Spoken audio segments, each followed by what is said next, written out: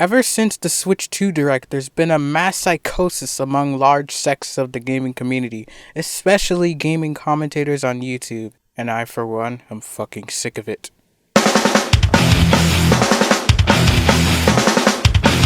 I'm so sick of all these videos popping up because they aren't fucking saying anything new. Before we get to anything, know that 1, I am not here to regurgitate your opinion back to you, and 2, I am no Nintendo glazer. One of the previous videos on my channel is literally me criticizing a bunch of shit with the Switch 2, so don't fucking try to pull that bullshit on me. Also, I know grifter isn't the totally correct term to use for these people, at least going by its dictionary definition, because you are being intentionally obtuse if you don't realize that the word has a different connotation now. But if I titled it Nintendo hate content is annoying, then it would inevitably get comments like, "Oh, so you love Nintendo? You want Nintendo love content?" That's not what I fucking said. That's a whole new sentence. But it is getting to a point. Misinfo is rampant, like with the game key cards. No, Nintendo themselves aren't doing game key cards. No, Pokemon doing it doesn't mean Nintendo's doing it. Stuff's getting overblown a lot too, like with the sales figures of the console. Wow, the Switch 2 is selling a bit less at certain points. That couldn't possibly be because of a shitty economy brought on by people who only care about themselves, leading the general public to be more frugal with spending overall. A general issue I have is a lot of the arguments in these kinds of videos simply end up boiling down to, yesterday I gobbled up anything they gave me, now I'm aware that Nintendo is a company that doesn't actually care about me. Duh! Yes, Nintendo's pulling scummy shit, but they've always been doing that. You can find examples throughout all of their eras. I mean, they were fucking demons back in the NES era. One particular example that stands out to me, people love to bring up the Wii Virtual Console as like, ooh, this is peak, not modern Nintendo with their Nintendo Switch Online. They were selling you SNES ROMs for $8. What are we doing here? Speaking of emulation, Mario Galaxy 1 and 2 on Switch. Now, I don't like that release myself, and I'm still very critical of Mario 3D All-Stars, but I do gotta comment on the price. They charge more for Mario shit because they fucking know people will buy it. Look at Pikmin 1 and 2.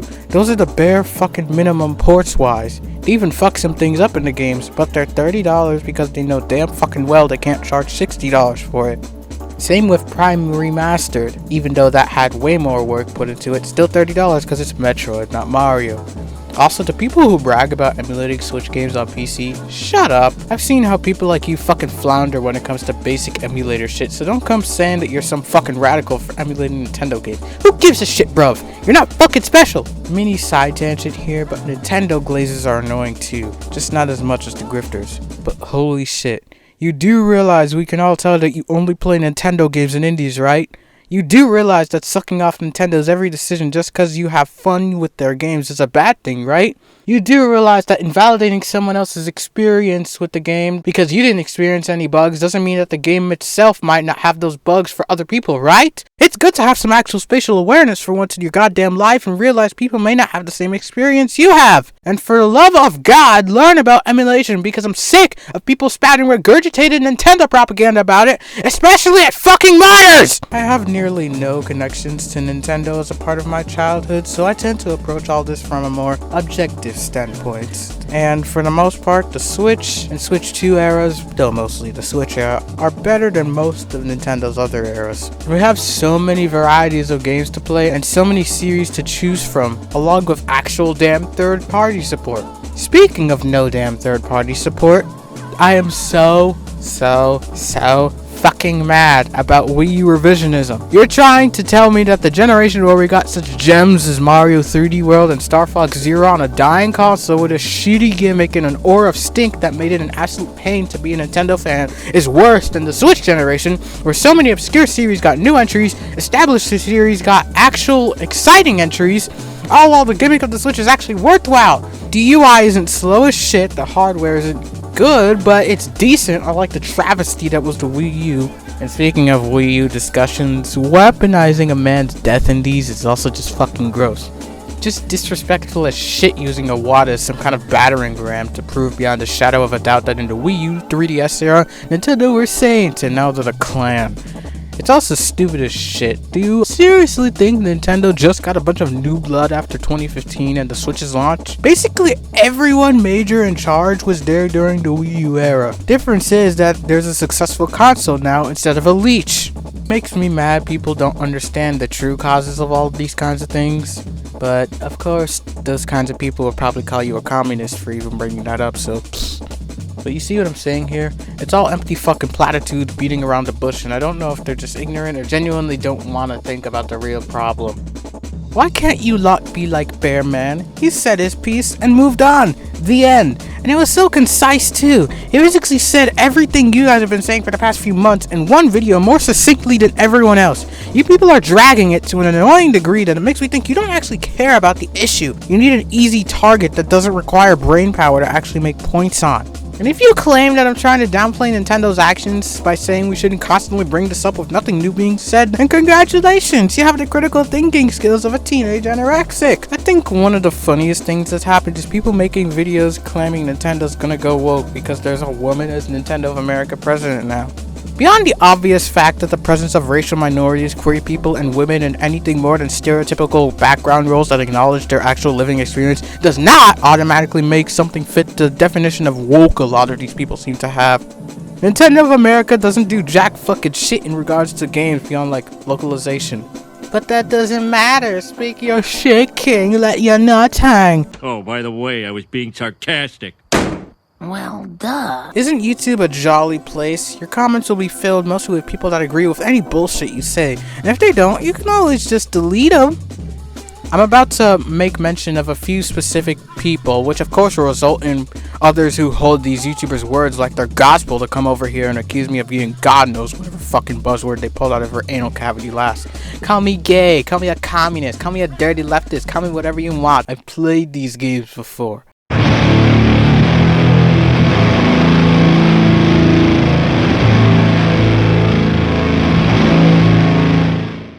I don't know if this guy's a grifter per se, but I don't like his fucking tone. You know, it's funny that Nintendo doesn't understand the remake paradox. Contrary to popular belief, the point of remaking games isn't just to milk your fanbase, it's also to update the visuals, address issues, and introduce a game to a new audience. Which this release technically does. Galaxy and Galaxy 2 already held up pretty well, so they didn't need too many updates. And while I'm not a fan of the new textures, the games at least do look, for the most part, intact. And hey, they are being introduced to a new audience by virtue of being on the Switch. Like, there are people who didn't have a Wii and even didn't have this game. Especially Galaxy 2. There are a bunch of people who hadn't played Galaxy 2 but had played Galaxy 1. Everyone already knows that the Switch One's library was padded by tons of Wii U ports, so now that the wells run dry, we're gonna see how creatively bankrupt the company is. When it comes to Wii games, selling them for $70 isn't working, mainly because it was a successful console with games most people already have. Not true. And you wanna know how it's not true? Because I'm a Pikmin fan. I know what it's like to be in the fucking trenches. Nintendo's approach of restocking, not re-releasing, they're just putting copies back on the shelves, 20-year-old games is fundamentally flawed because their games are popular with a casual crowd who likely still owns their Wii and they don't care about upscale graphics, and therefore have no reason to buy them. Well, not entirely. I don't know how many people don't realize the Wii was a Wii Sports machine for a lot of people. They didn't play most of the other games. In fact, I was at my cousin's house a few weeks ago, and the Wii is still a centerpiece in his living room, and Wii Sports Resort, Galaxy, and Mario Kart Wii were right there. See, it's the big games. And yeah, maybe Galaxy wasn't the best choice, but I still think that Wii re-releases are generally a good strategy. Galaxy, Mario Kart Wii, Wii Sports Resort, yeah, those are the basic normie games everyone played. But what about all the stuff people didn't? For $70, you should be getting Galaxy 1 Plus 2 in 4K, 60 FPS, Funky Kong I mean, with new models, textures, and better lighting. New models? Man, no. New textures? Only to a certain extent. Look, I personally believe that when it comes to stuff like these, games should be kept relatively close to their original visual style. Trying to deviate from that too much runs the risk of uglifying the games way beyond. I mean, these games for the Wii, and especially for the framework they're running on, are actually pretty impressive. Like, in case you didn't know, Galaxy 1 and 2 for the most part are using the kind of framework that Nintendo used in their GameCube era. And I guess considering the familiarity they had with that framework around the time of Galaxy's development, it looks much better than a lot of the first party games on that platform did. And they were in 60 FPS to boot. So I really don't think they needed that much of a graphical overhaul to hold up well in the modern era. In fact, I'd honestly prefer if they touched the games less visually. Then there's the fact that these restocks are inferior to their originals. The heavier Wii Remote combined with the vibration and speaker feedback. Be fucking for real, you turned that. No one used the fucking Wii Remote speaker. And the gyro for the star pointer is nowhere close to as snappy as the IR sensor, which basically felt like a laser point. Oh wait, yep, duh, it was a laser pointer. What? Imagine if the Switch releases came with either new Wii Remotes and an IR sensor. Okay, this is a particular point of contention to me.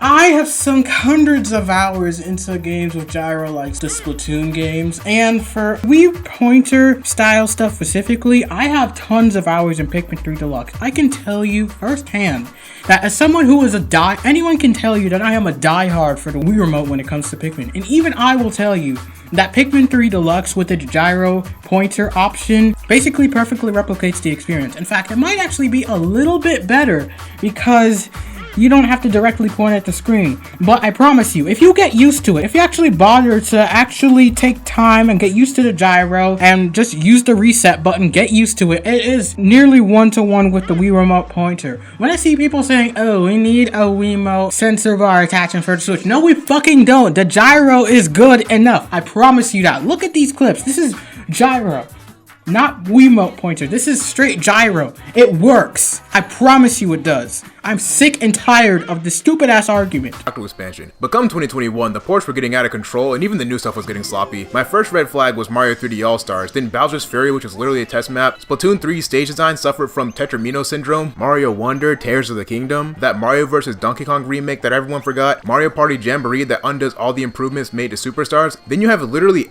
and opinion discarded because you did not mention Pikmin 4, which is a clear sign to me that you didn't play it, just like every one of these other videos. And let me be clear, if you did not play the Wii versions of Pikmin 1 and 2, Pikmin 3 on Wii U with the Wiimote, Pikmin 3 Deluxe with the gyro pointer option, then not only is your opinion on Nintendo irrelevant, your opinion on gaming as a whole is irrelevant. Don't shoot me, I'm just the messenger. This is the objective truth. If they were going to announce a new 3D Mario game, they should have done it back in the September Direct, i.e. Mario's 40th anniversary celebration, and the fact that they didn't even have a teaser for that event only strengthens my conviction that Furukawa doesn't know what he's doing. Do we even need to point out the obvious? The 3D Mario team was doing Bonanza. Anyone with half a brain can tell you that these are clearly from the same developer. So obviously, now that Bonanza's out, they're going to have a new 3D Mario. So I wouldn't be surprised if he steps down within a year or so, because nearly every game that's come out under his leadership has been above average at best and outright bad at worst. The company isn't going to be explosively profitable in this industry much longer with him at the helm. Furukawa this, Furukawa that. Is that a buzzword to you fucking people? Can you actually name any of the actual devs? Like, if someone were to say to me, who are two of the main figures behind the Pikmin series? I would be able to say, bam, Yuji Kondo and Yutaka Hiromuki. Kondo has been a main programmer on all 4 Pikmin games, as well as chief director of Pikmin 3 and 4. Yutaka Hiromuki was planning director on Pikmin 3 and 4, and he also says he programmed the Rumble feature in Pikmin 1, although debugging symbols show us that it was actually Katsushiro Nishimura who programmed that, so unless he was referring to something else, I'm not sure how true this is, but he also did do cave design in Pikmin 2. And these two men have been with the series since basically the very beginning and can essentially be considered some of the big people leading the direction of this series in its recent years. Bam! Hideyuki Suganami, programmer on Gunstar Heroes, lead designer and programmer of Alien Soldier, one of the best Justice games of all time, don't at me, and director of Sin and Punishment on the N64. Bam! Rodney Greenblatt, the main artist who contributed the main artistic style to Parappa the Rapper. Bam! I know more than you. Ergo, I am right.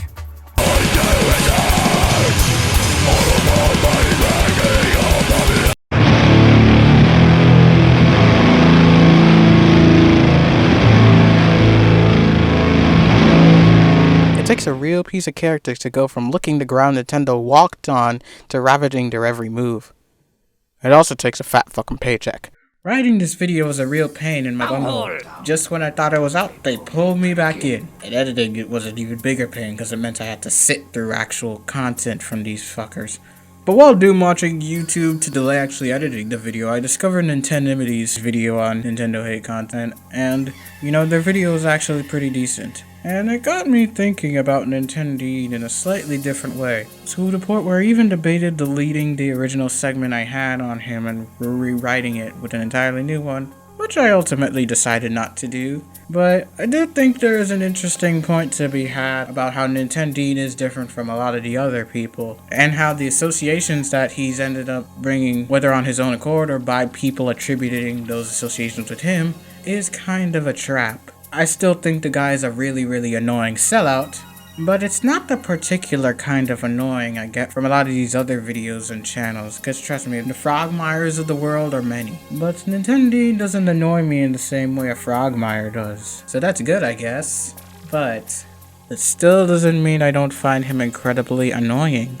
And the way that they've been talking about Resident Evil Requiem, you'd think a majority of people decided to buy it on the Switch too. You know damn well no one is talking about it like that. 89 rating on Metacritic. And oh boy, all of a sudden, now they care about scores. Unfortunately, however, games are not priced according to scores. If it's a low-budget title, it should not be $70, especially when it's on a game keycard. A lot of Nintendo's videos center around the thought process that the Switch 2 isn't worth it because there isn't a gigantic big game like a Mario or Zelda, and or that certain games are not worth the price they're sold at. In my humble opinion, if you pay a dime for any game, indie, AAA, you're a sucker. I haven't paid for a game in over 3 years. So all of you are suckers. Oftentimes, value is in the beholder. I don't think a single game has ever been worth $70, but I also don't think that a game has to be this gigantic big budget movie game or something whatever to be worth that price tag. Smaller games are worth just as much as bigger games, and I'm sick of this mentality that anything has to be a gigantic game for it to be worth a higher price tag. You know, we used to get actual quality arcade-like experiences in the home realm. Genres like rail shooters are pretty much dead because of this stupid mentality, and I'm sick of it. Actually, this gets into a point. You know, I'm honestly glad the Switch 2, as of the writing of this video, doesn't have like a Mario or Zelda. Maybe you guys will actually play more games now. Like, I'm sick and tired of you ignoring any moderately niche series. Hopefully you guys will understand why people will tell you to shut the fuck up when you ask for anything like a F-Zero. You guys have proven time and time again you don't actually care about Nintendo's more niche side series or smaller games. It's also why I think anyone actually platforming indie games in these kinds of discussions is so fucking performative. You guys do not actually give a fuck about indie games. You just say that to give yourself the image that you somehow are rebelling against all the big companies making games, when you wouldn't play majority of indie games if they were actually presented to you.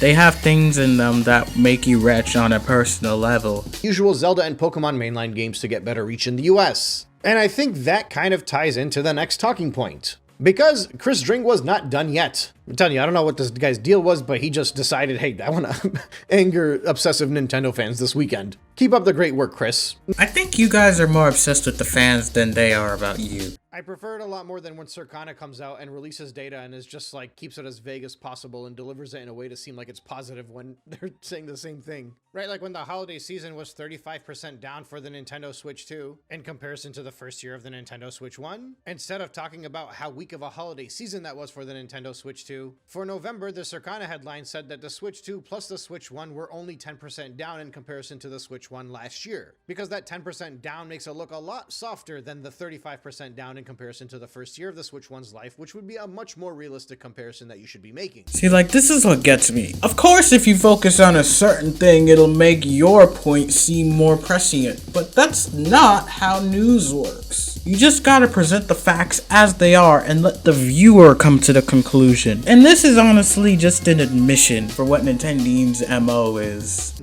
Mario Tennis Fever, by all accounts, should be considered a flop based off of how poorly it's doing in comparison to its previous title, and in comparison to every other Switch 2 game, especially when you consider that pretty much across the board, software sales are down for the Switch 2. No shit, a Mario Tennis game is doing worse than a premier 3D platformer, a new Mario Kart.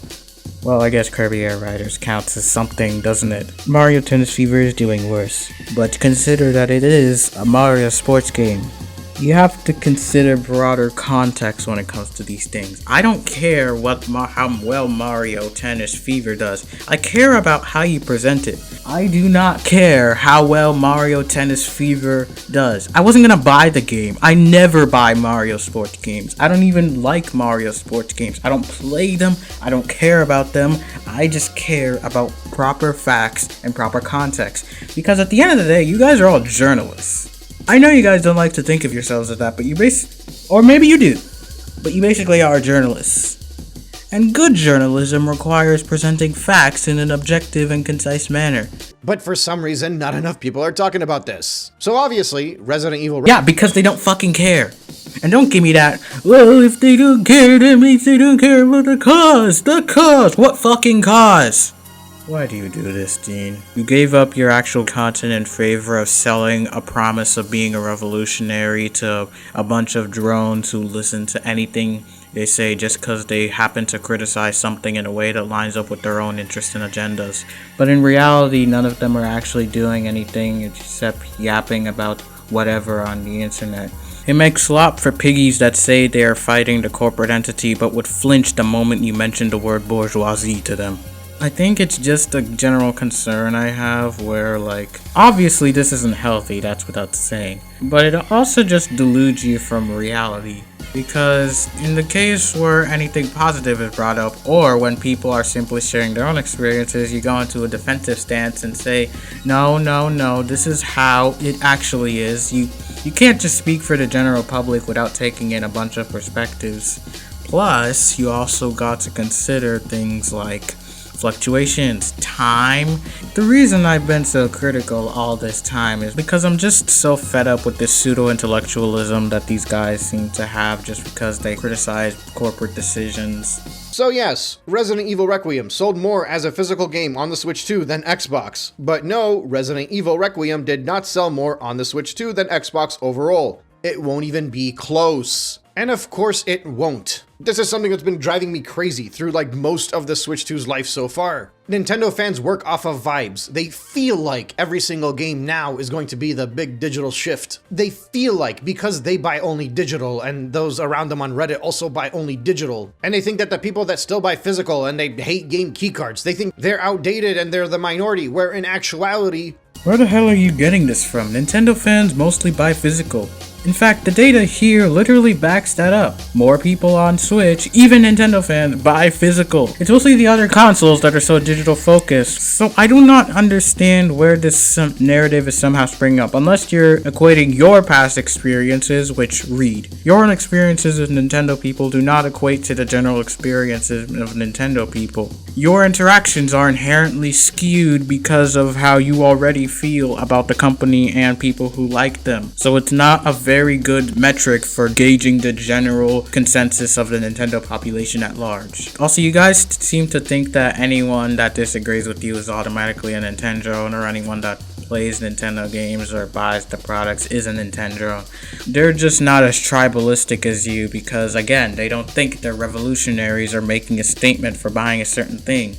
Only you guys seem to think you're making a statement for not buying a certain thing. Like for me, I told you, I don't buy games. Do I present it as me leading a corporate revolution? No. If you want a corporate revolution, you're going to have to learn some political theory. Fighting the man is not just abstaining from buying a product. That's not how it works. And in case he responds to this with some kind of video claiming that people like me are only making videos even tangentially talking about him just for the views, Samesti already has a video cooking him on this aspect, but I will say, I don't make this crap for the views. If I did, I could name like 10 different things I could be talking about and make a lot of money by doing so, but I don't, because I don't give a fuck.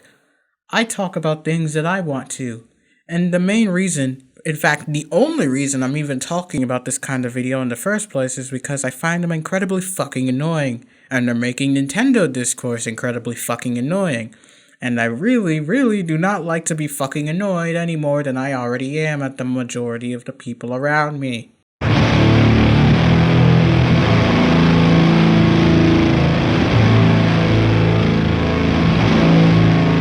I know it isn't true, but this screenshot instead seems to tell me that China makes games for people who are mentally teenagers.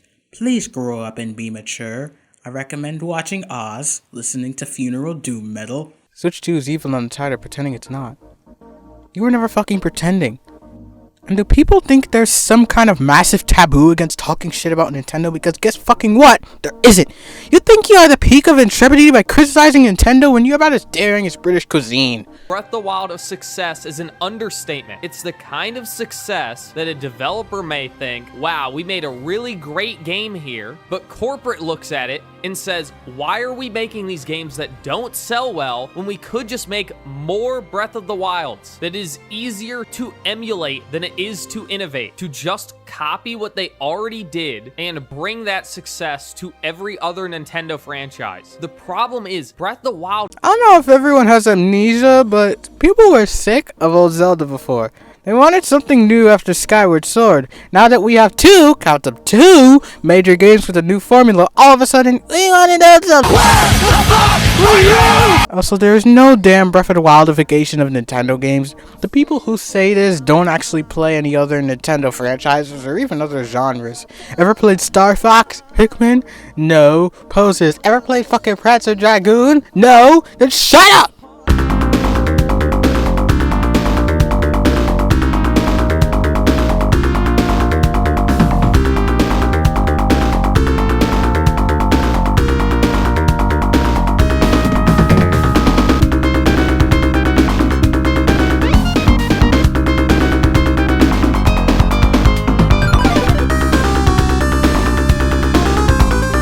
The only reason some games, keyword some, are a bit more open is because now they're designing around a controller with 2 analog sticks as a standard again, and have slightly more powerful hardware to work with. But even then, a lot of their games still maintain a relatively linear structure. Come on, people! Actually play shit!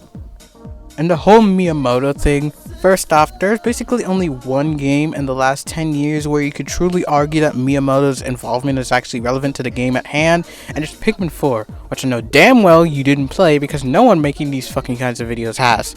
But these kinds of videos use him as the face of Nintendo in all these thumbnails because...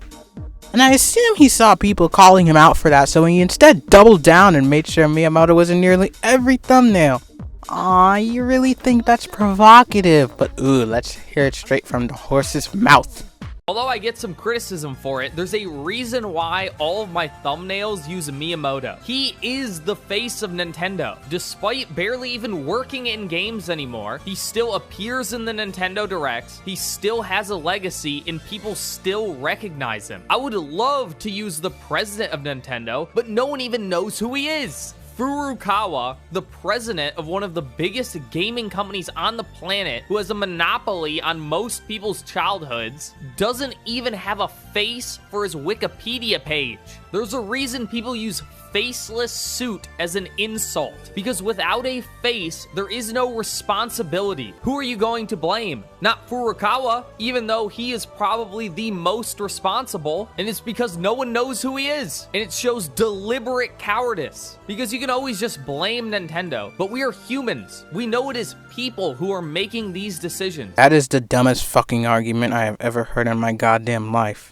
And I talk about animation on this platform. So what you're saying is you have zero journalistic integrity and do it for clicks? Miyamoto being a recognizable face in Nintendo has literally zero correlation with Nintendo's business decisions or major creative decisions. The sad part is he's not technically wrong with how people perceive Miyamoto compared to other people surrounding Nintendo. Like, I saw a person who really does not like Kirby Air Riders for pretty valid reasons, many involving Sakurai's involvement. Of course, if they did this kind of video about Air Riders and use Sakurai's face like that, they get run off the damn internet. Speaking of Sakurai, I'm confused why there's some view of him as some genius Japanese auteur game dev. Is it really just because of Smash? Or even just Melee? Are you fucking serious? Anyway, you do realize that this whole people know who Miyamoto is and not the suits thing isn't good, right? The fact that people know who he is not some magical excuse against what is essentially clickbait. There's an inherent responsibility for someone in your position to actually educate people. If the suits are faceless, give them a face and tell us about what they do. Tell people who's actually making the decisions and who's to blame. Arguing otherwise is literally giving the executives a pass for business decisions and the actual game designers a pass for their creative decisions. This honestly just makes you look worse because it shows that you're going to validate people's biases instead of showing the truth. All for what? Clout? Bait? Apparently Synthetic Man and Frogmire are brothers. That certainly explains a lot. Fuck it, I hate this guy too. Look at that in the thumbnail of a Zelda video. Oh boy! I'm also just generally tired of people jumping into series they don't give a shit about just to spout some fucking agenda like with Metroid. And listen, you can not like Prime 4, but come the fuck on. You people are really spouting a lot of bullshit. So glad this hasn't happened to Pikmin because these people don't play anything. I think the funniest thing that's come out of this is grifters actually complaining that Tomodachi Life has non-binary gender options and gay dating preferences. Don't fucking play with me. This is how I know you don't actually play anything, because Nintendo promised gay people in Tomodachi Life in 2014. So don't claiming that Nintendo is woke now. You don't fucking play anything. You actually know this if you did your fucking research. But verisimilitude is not in the dictionary of the modern grifter. They tell you what they want you to think, not the truth. It's just so fucking dumb, and it's also from people that didn't give a damn prior. Let this be known that this is what I'm complaining about. I'm not mad about differing opinions because I have my own negative opinions on games. I mean, I literally just threw shade at 3D World, but these videos tend to be the same thing. Outrage or grieving with minimal or no facts behind it. You can be mad at Nintendo or any other gaming company all you want, but you better know what you're fucking talking about. Can you even name any of the actual devs behind them instead of crying how one of them may have blue hair or pronouns or whatever the fuck people are complaining about with devs these days? Do you actually know how the games work? Do you actually think about the development decisions? Do you actually analyze their history instead of relying on hazy memories of what you played before? Do you actually analyze them from a game design perspective? No, then shut up! I think there's just a general disconnect. Barely anyone right now is actually talking about video games as a medium, just how much they make you feel like you're young again with the boys, and how that doesn't make you feel anymore, because that's exactly what it all is. You all want to be children again. Being a child sucked. What is wrong with you people? The whole thought process of old, good, new, bad is so needlessly reductive. It's childish and stupid, and it's exactly why we're in this mess today. The fact that the general cultural consensus is governed by people who hold things from their childhood and adolescence with such unneeded reverence. Either we got people trying to desperately hold on to what everyone else is doing, modern AAA gaming be like, or we got people trying to constantly reproduce 80s and 90s games like a lot of the indie scene. When are indie games gonna introduce GameCube aesthetics? Fuck no, can we not have that happen? Can these games do actual new shit instead of trying to do stuff already done to great effect years ago? Then you got people saying the games they play over and over again aren't the same as they were when they were younger, and then these make these stupid fucking gaming isn't the same anymore videos. Man, when I was younger, I was thinking about destroying the cliches of this medium and advancing things to a new standard of quality. What about y'all? It's the state of arrested development and constantly speak out in various mediums, and games are no exception. It's annoying and it's gonna lead the entire medium to ruin. But hey, what do I know? Clearly people love the same things over and over again. The average indie game is just a clone of a game from 20 years ago, but we praise those to high heaven. Maybe it's just me. I see too many games inspired by other games, inspired by other games, inspired by other games. Maybe that's just the most forward-facing stuff, but it always bothered me in indie stuff, not even just games here, where I could see the creators mostly engage in other stuff within their media, which leads to not much fresh ideas. Also, a lot of games people hype up as classics, especially one from the 7th generation of consoles, weren't actually good, or at least not as good as you claimed they were. You just played them as a child and correlated the seemingly happy memories you had with the quality of the game. Man, this is why we need more YouTubers and commentators with fucked up sad childhoods so that the discourse isn't dominated by nostalgia. There's always something like this. COD with the boys on the 360, now we got Texas and the games aren't fun anymore, and depending on the creator they may start talking about DEI or whatever. COD with the boys, man, when I was younger I was playing it on the good games I missed out on while y'all were playing shooters with controllers. Ugh. And I sit here and contemplate how we got to this point, where every new AAA game nowadays has the same realistic style without wanting to put in the actual effort to be like the movies they are so desperately trying to emulate. How all sorts of indie creators go in making games similar to the ones they used to play or they play right now, just slightly evolved. How gaming is just stuck, for lack of a better term, repeating the same things over and over again like a snake eating its own tail. Fuck, man.